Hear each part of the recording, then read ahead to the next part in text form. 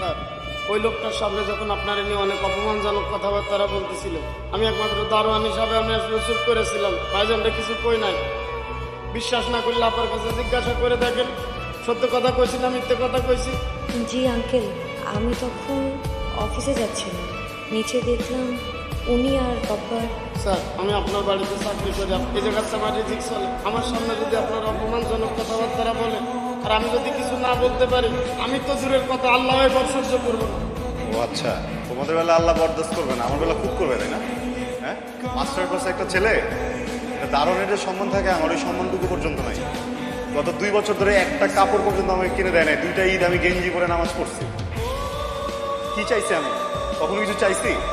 বলছি হাত খরচের টাকা দাও, বলছি আমার টাকা পয়সা লাগবে, আমি পার্টি করবো, এই করবো, এই করবো। ইন্টারভিউ দিতে গেছি, এই যে একটা রং রং রং ভরা একটা শার্ট পরে, আমি এই শার্ট পরে গেলে চাকরি হয়? তারপরে বলবে যে আমি যোগ্য না, আমি লায়ক না। ভালোই করতেছো, করো, সমস্যা নেই। আল্লাহ তো তোমাদের একার আছে, আমার তো নাই। হিসাব মিলবে একসময়।